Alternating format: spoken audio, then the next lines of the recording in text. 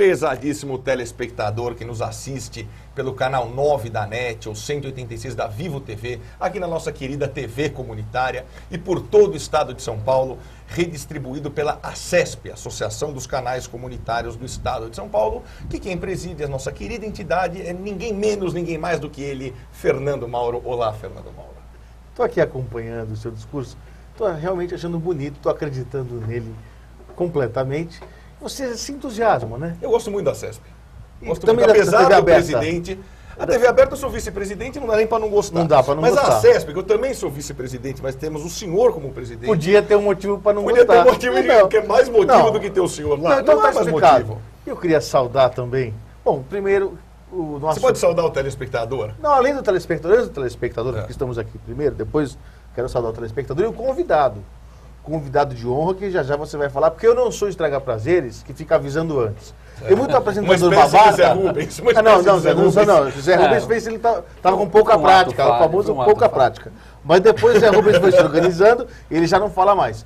Por isso eu queria pedir para que o Zé Rubens nos falasse sobre o espaço democrático. Convidar todos os amigos do nosso programa a acompanhar no Facebook, né, que é o facebook.com/canal democrático. Lá estão todas as entrevistas, vídeos, textos, está muito bacana. Eu quero contar quem é o nosso convidado. Nosso convidado é uma figura muito especial, faz parte de uma geração de parlamentar, que não é o parlamentar, é um parlamentar que defende as suas convicções, foi secretário da Assistência Social, foi subsecretário da Casa Civil, vereador eleito e reeleito, foi considerado pela ONG Voto Consciente o segundo melhor parlamentar do Legislativo Paulista, é um homem inteligente, é um homem que tem várias qualidades, tanto no campo moral, quanto no campo político, intelectual, e que abrilhanta muito o nosso canal com a sua presença. Muito obrigado, amigo Floriano. Obrigado, Valtinho. Obrigado, Mauro.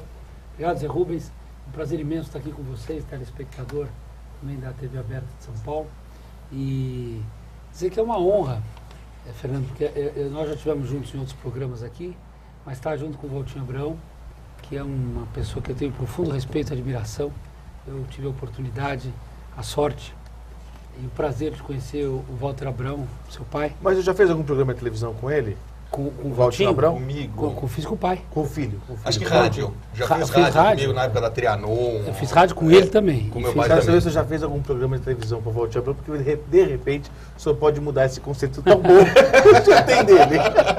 Fernando, deixa isso pro convidado julgar no final da E entrevista. outra coisa que eu queria dizer é que eu recebi aqui a colinha a respeito Não, é desse muito currículo longo do, isso, por favor. do nosso vereador. Não dá, eu vou- E você não, vai não, no não. principal, deixa eu localizar aqui o principal, que eu acho que é importantíssimo. Eu me lembro da campanha Não Dê Esmola, Dê Futuro. Que isso você devia ter registrado. Eu Mas disse- tudo eu bem. disse Deixa que o vereador era falar. secretário da Assistência Deixa o Social, vereador falar. Fernando Mauro. Não, mas eu queria a campanha. Tá bom. Tá bom, Deixa. só- Você, posso? Você tá nervoso? Quem trouxe esse sininho pro Fernando Mauro? Por produção. Não dá. Acha que tá no Natal. É, vereador. Por Floriano. favor, a palavra é sua. O Floriano, que foi secretário da Assistência Social, o que mais você gostou na época da Assistência Social, o que mais te frustrou? Bom, eu acho que o maior prazer que nós tivemos no trabalho, na realização do trabalho, foi justamente conseguir tirar quase 4.000 crianças do trabalho infantil em São Paulo, das ruas.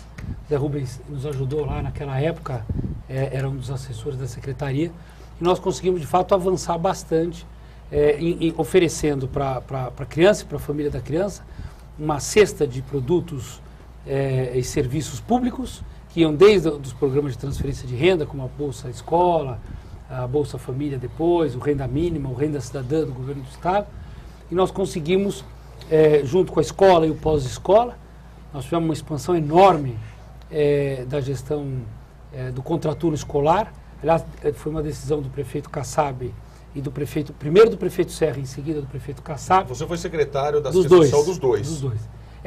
Eu fui secretário 1 ano e 2 meses do Serra e Sim. depois quase 3 anos do Kassab.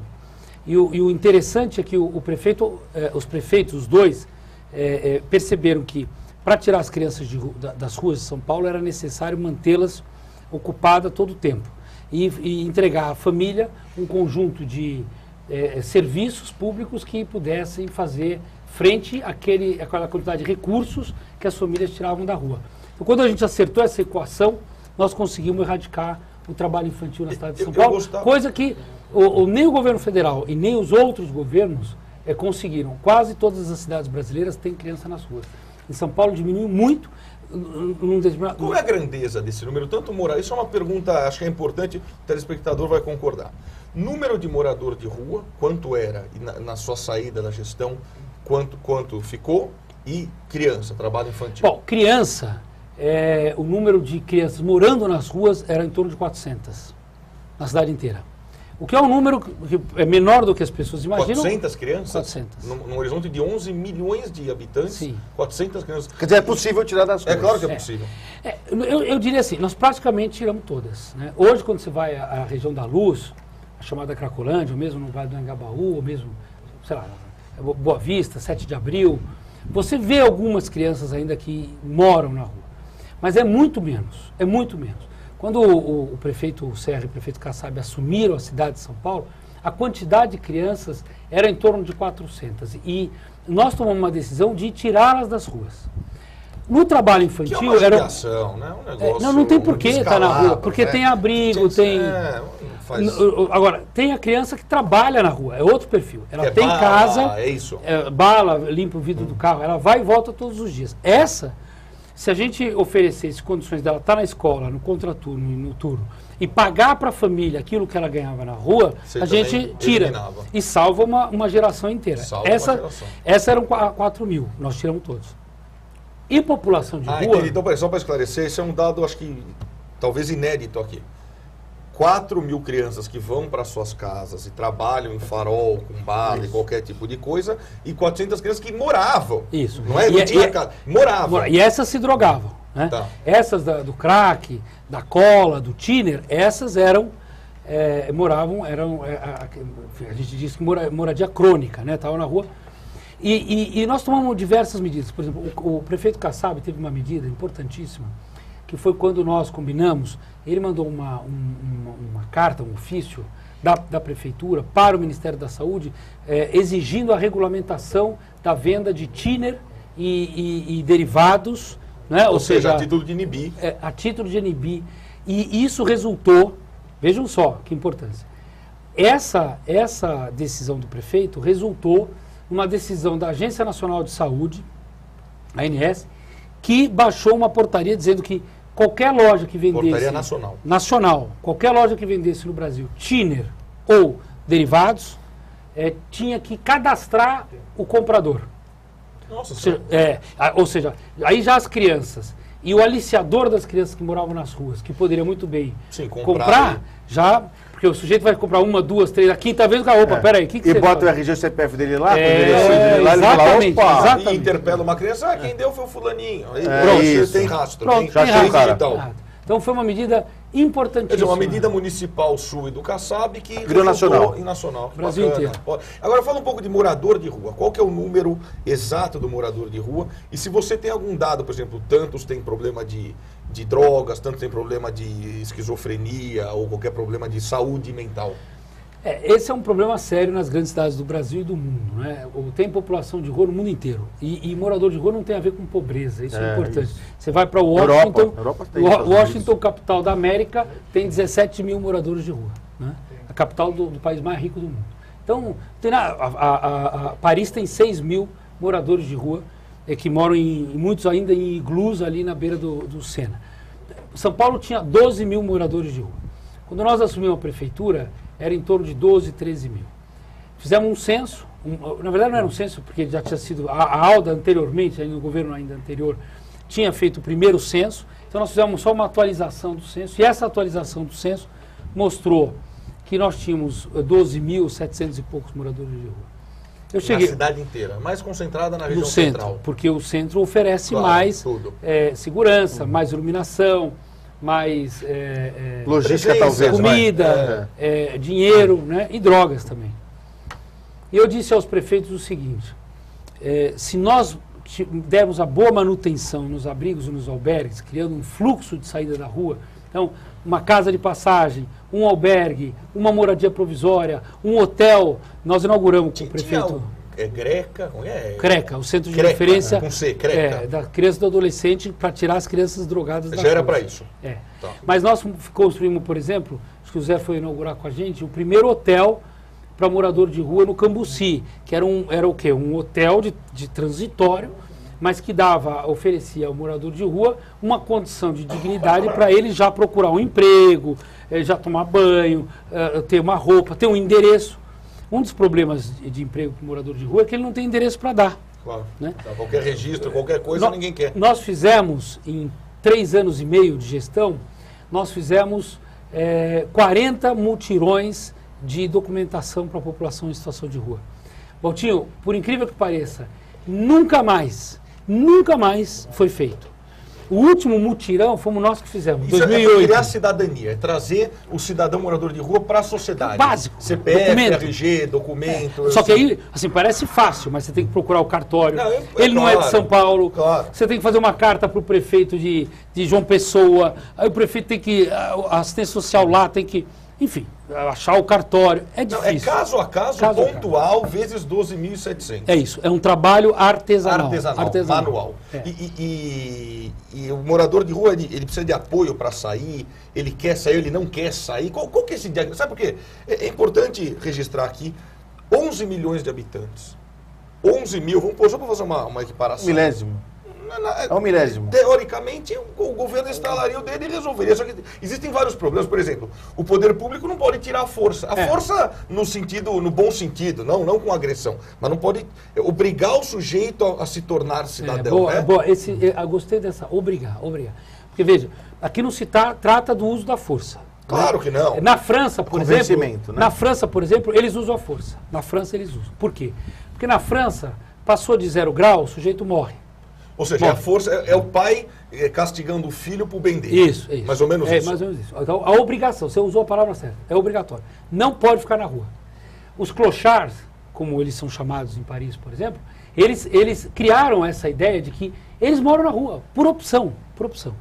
Tudo bem, o governo francês diz, ok, então tem lá uns iglus e tal, não sei o quê, mas passou de 0 grau, eles tiram da rua. Ou vai dormir dentro do metrô, ou tem que sair da rua, não pode ficar na rua.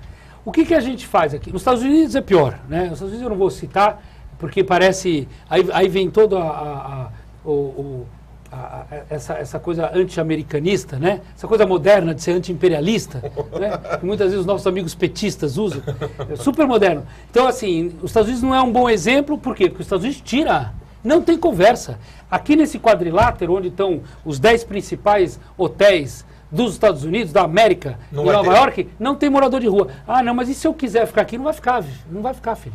Aqui o senhor não vai ficar. Você pode ficar lá em cima, lá embaixo. Aqui não vai ficar. Sabe por que não vai ficar? Mas é higienismo, porque né? Não é solução social. Não é solução social. Mas o que acontece? Eles têm lá um leque, um menu, um cardápio de serviços sociais à disposição. Qual que é o principal problema hoje da população de rua no Brasil e no mundo? Saúde mental. Você tocou nisso. Né? Nós fizemos uma pesquisa com o Instituto de Psiquiatria da Universidade de São Paulo. 70% das pessoas que vivem em situação de rua têm transtornos mentais. 70%, ou seja, de 10, 11 mil, 7.500. Tem transtorno mental. E esse transtorno mental leva para o alcoolismo ou para outra drogadição. Esse o crack é uma delas. Pela tua experiência, o que é na maioria? Esquizofrenia? Esquizofrenia, de último grau? Depressão não tratada, né? Então o sujeito entra em depressão, bebe... Ele para de tomar banho, começa a usar alguma droga tal, e depois vira... A depressão por si, ela pode levar até o suicídio. O caminho para a rua é um caminho, em geral, onde o sujeito foi, de alguma forma, rejeitado pela sua família, pelo seio, pelo núcleo familiar. Algum desgosto, né? Dentro de casa. Ou pela comunidade. Né? O que a gente tem hoje nas ruas de São Paulo é muita gente que vem de fora de São Paulo. Então, que é mais complicado, porque aí a distância do núcleo familiar e comunitário está mais distante, tá muito longe, né? É muito grande. Então, aí é mais difícil você fazer essa reinserção social e familiar. Mas esse é o trabalho. O trabalho é um trabalho de persistência. Agora, como disse o Walter Abrão, a legislação não favorece. Não. Não favorece, ela atrapalha. Ela é contra o gestor, ela é contra o gestor e contra a pessoa. A pessoa que é vítima. O morador de rua é uma vítima da sociedade. Muitas vezes é um doente. É uma pessoa, em qualquer hipótese, doente. Se o Ministério Público, eu sei que sempre interfere nessas questões, e tem a sua legitimidade, evidentemente, mas precisa criar, Floriano, uma força-tarefa para que você possa pôr a mão nessa pessoa, não para agredir, mas para dar carinho, para dar apoio. Mas o Estado não vai agredir nunca. É claro que não vai. Mas então o que acontece? Não está ferindo o direito de ir e vir. Ferir o direito de ir e vir é deixar o cara apodrecer na calçada. Um dia eu disse que ele não ia nem vinha, por isso que não era porque ele ficava lá. É verdade. Agora, o que eu disse, duas coisas importantes. Primeiro, a legislação não colabora. Segundo, a opinião pública é péssima, mente informada, quer dizer, ela não tem as informações necessárias para poder julgar o trabalho social, não tem. A imprensa não ajuda. O Ministério Público, que poderia ajudar, acaba vitimizando o sujeito e aí passa a ficar ao lado do sujeito contra o Estado, né? Como se o Estado fosse o grande vilão, quando na verdade o Estado é simplesmente um instrumento para poder recuperar e resgatar essas pessoas. Agora, eu insisto, não é um problema de São Paulo, é um problema do mundo, das principais cidades do mundo. Fernando Mauro. Vereador, eu vejo que o senhor trata aqui dessas questões ligadas, por exemplo, à assistência social, com muita propriedade, até porque já tratou desse assunto no passado, no governo federal, na época do ex-presidente Fernando Henrique Cardoso. Com o Paulo Renato. Com o ministro Paulo Renato. Poxa, bem lembrado. Muito bem.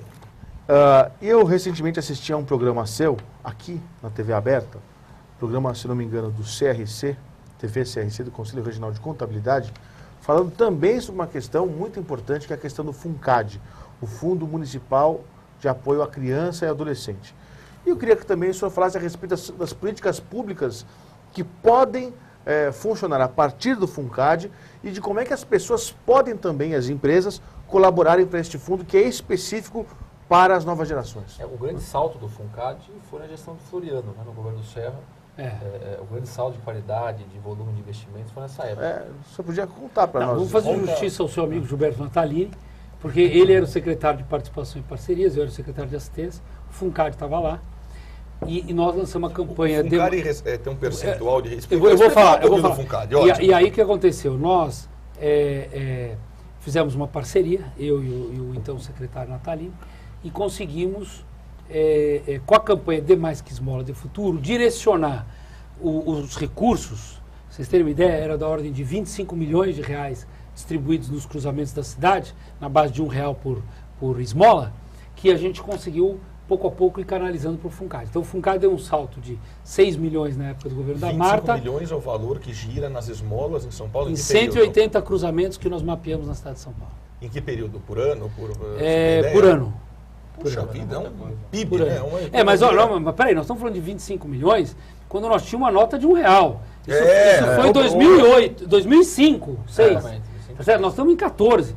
Isso aí deve ser muito mais. Quer dizer, não sei se é muito mais, porque a esmola também, a gente conseguiu diminuir muito a esmola nos cruzamentos. E por isso que diminuiu o número de pessoas. Se não tivesse tido nenhuma ação, já era 100 milhões.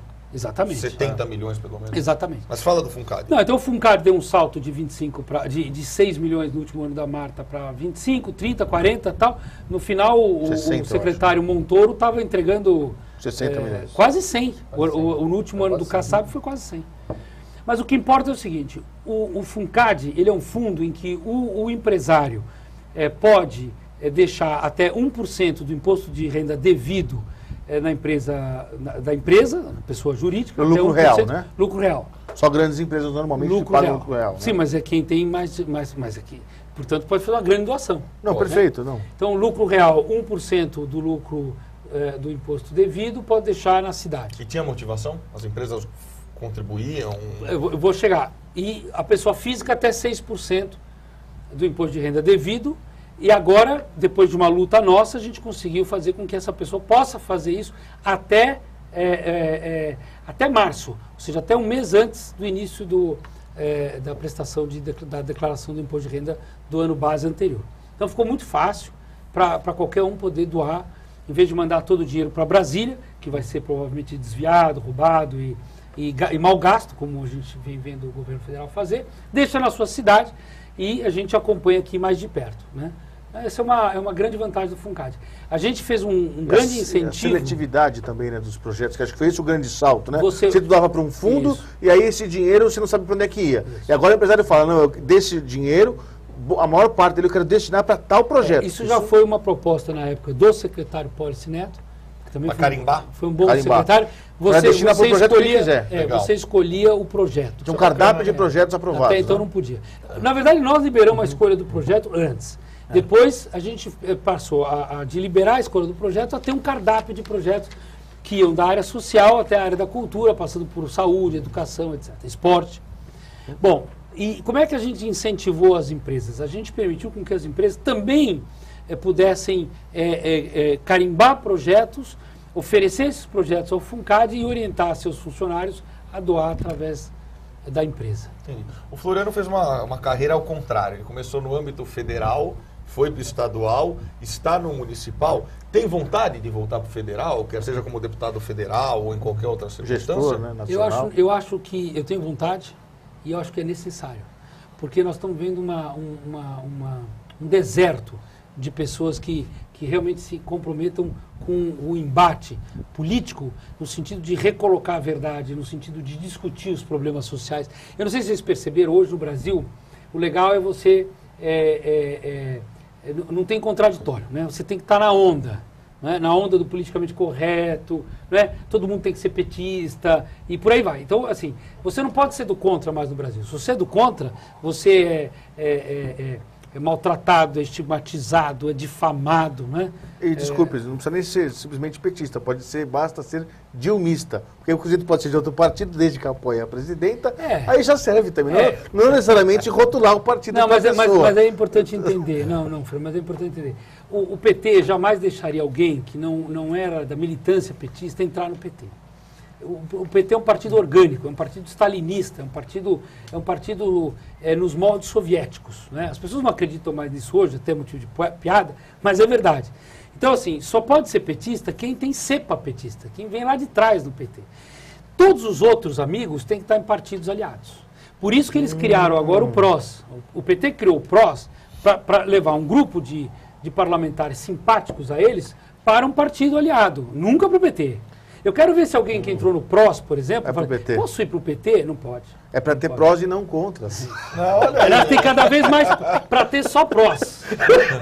Não, agora, só aproveitando a tua resposta, de repente, como deputado federal, se for essa a intenção, você enxerga hoje um hiato na legislação nacional, que a tua experiência como secretário, falta algum artigo, alguma regulamentação, que na verdade lei tem de monte, o que falta é regulamentação.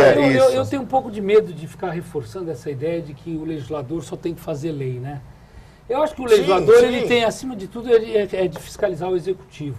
Eu vou agora para o 4º ano consecutivo como líder da bancada do PSDB. E o PSDB, que era a base de sustentação do governo anterior, agora é oposição ao governo Haddad. Eu acho que isso mostra uma linha de coerência do PSDB. Agora, nós somos oposição ao Haddad para valer. Nós não somos oposição para negociar. Nós somos oposição para valer.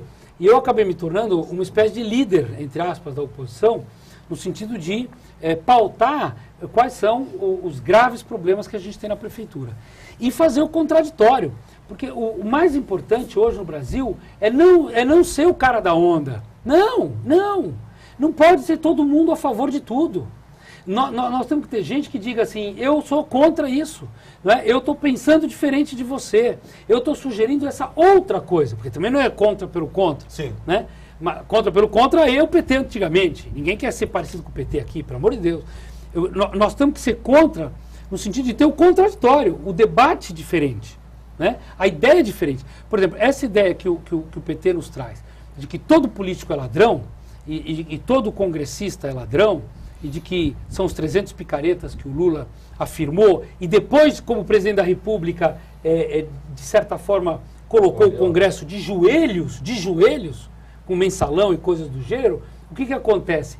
Nós precisamos nos levantar e dizer, não, o Congresso é um poder autônomo, é o poder legislativo, e nós temos que recolocar o poder legislativo na sua condição de fiscalizador do executivo. E não de dizer amém a tudo que o executivo propõe. Estamos chegando aos momentos finais. Eu queria que o Zé Rubens fizesse a sua pergunta, o Floriano responde e o Fernando Mauro encerra o nosso programa. Obrigado. Já que não me deixaram começar, né? Foi Não, justo. Quem não deu Você começo, teve não deu uma final. origem na juventude do PSDB. Passou por todas as instâncias de governo. E começou uma renovação no PSDB? Você está vislumbrando em novos Eu voos? comecei na juventude, mas ainda não terminei a juventude. Agora sim. Ó, para o programa, depois dessa resposta aí, ó. até que Sinto idade? muito Até os aí. 50, o Floriano estava até os 50, pelo jeito. Depende do partido. Vai até 40. Um dia eu perguntei para um sujeito do MR8, né, do PMDB, porque eu tinha barba branca, então eu falei, lá no MR8 a juventude vai até que idade? Eu disse, assim, até a minha. Foi a minha idade.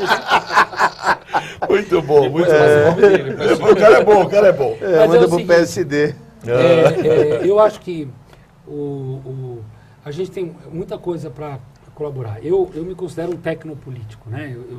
Eu sempre fui um gestor público da carreira do Estado, né? Sempre me dediquei a ela.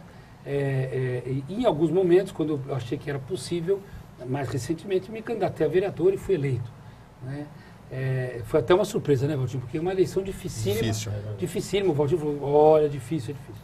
E nessa luta a gente tem coisas muito, muito importantes para a cidade e do nosso mandato. Por exemplo, a luta contra o aumento do IPTU, né? Porque se não fosse o PSDB levantar a bandeira firme dentro da Câmara e mostrar que o PT estava dando um golpe, não só pelo valor que queria do reajuste, mas pelo modo operandi como ele estava tratando a votação do IPTU na Câmara, se não fosse a bancada do PSDB, o IPTU teria vingado e ido para frente. Depois de sermos derrotados na Câmara, apesar de uma vitória moral que nós tivemos, porque a sociedade estava do nosso lado, nós tivemos uma vitória moral na Justiça. Nós entramos com uma representação, a representação alegava justamente a falta de capacidade de pagamento do paulistano, que já não suportava mais tanto imposto, e nós fomos vitoriosos. Não fizemos sozinho, porque ninguém faz nada sozinho, né? Outros partidos e outros entes entraram junto, a própria Associação Comercial de São Paulo teve um papel fundamental nisso. Conversei com o Rogério Amato diversas vezes para a gente compor essa ação. Fizemos uma ação combinada com o Sebrae também, né, com o Bruno Caetano, porque nós acreditávamos que isso ia impactar na inflação na cidade de São Paulo, que já é a cidade mais cara do Brasil, e ia, mais uma vez, gerar fuga de empregos da cidade, né? E, portanto, desemprego. Muito bom. Fernando Mauro, agradeço. Bom, não preciso ensinar o professor. Não vou ensinar o professor, eu me recuso. Eu quero agradecer demais aqui a presença do vereador Floriano Pêssaro, líder do PSDB naquela casa legislativa, e desejamos aí sucesso aí no seu empreendimento social, no seu empreendedorismo na vida pública, porque realmente o Brasil precisa de pessoas que tenham opinião, mesmo que não seja a mesma de todos. Parabéns aí pela sua postura. Isso é importante porque faz bem para o debate político. Faz bem para a democracia, né? É democracia de ideias, e não esse democratismo falso, petista, de que pode ter ideias, desde que sejam as minhas. Eu queria agradecer a você, telespectador, que esteve ligado no nosso Mídia Cidadã. E convido a continuar assistindo à programação da emissora pública que distribui este nosso conteúdo. Um abração a todos, até mais. Tchau, tchau.